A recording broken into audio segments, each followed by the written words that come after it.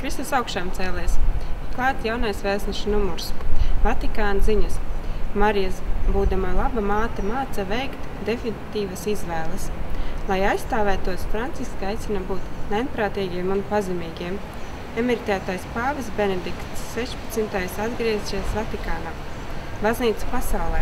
Eiropā jāveido dialogs starp kristiešiem un musulmaņiem. Arhibīskaps lūdzas par tiem, kas viņu pazemo.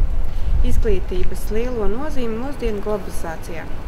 Latvijā valsts prezidents tiekas ar Rīgas arhibīskapu metropolītu. Lielajā talkā piedalās arī katoļi. Iznākusi grāmata, kas iedvesmo uz politiskiem ideāliem. Bīskaps Brumanis saņem 3 zvaigžņu ordeni. Svētceļojums. Ja uzticam viņam savu dzīvi, tad esam drošās rokās. Jauniešu lapām. Nes Dievu pasaulē caur mūziku. Iedvesmojoši tvīti. Vecākiem par bērniem. Tavs bērns, sangviniķis, zvaigzne ir dzimusi. Projektu nedēļa. Ielu un plānojošo bērni. Rāmavas mužā. Kā sagatavoties, lai piedalītos svētajā misē. Intervija. Aizmirsts nenozīmē piedot. Ar priesteri Modri Lāci. Pārdomām. Nenocirtīsim ausi. Stela Jurgena. Bērniem pavasara ekskursija uz Zviedriju mums raksta. Kopā aizvadīti 60 gadi.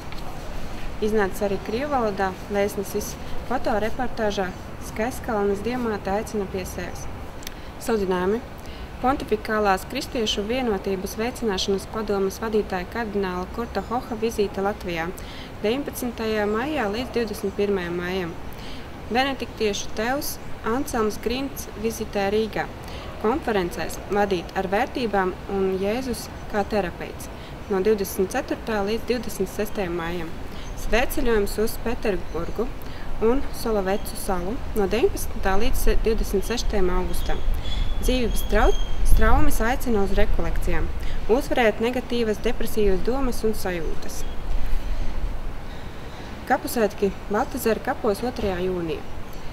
Ikmēneša tikšanās laulātiem pāriem 14. maijā. Romas katoļu baznīcas Betānijas Dominikāņu māsu kongregācija un Rarzi katehēzes centrs sadarbībā ar Latvijas katoļu draudzēm aicina uz 1. Latvijas vasaras katehēzes nedēļu bērniem Satikt Dievu no 16. līdz 22. jūnijam.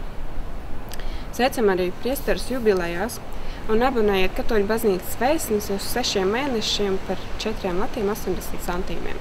Pagaidām viss līdz nākamajam numuram.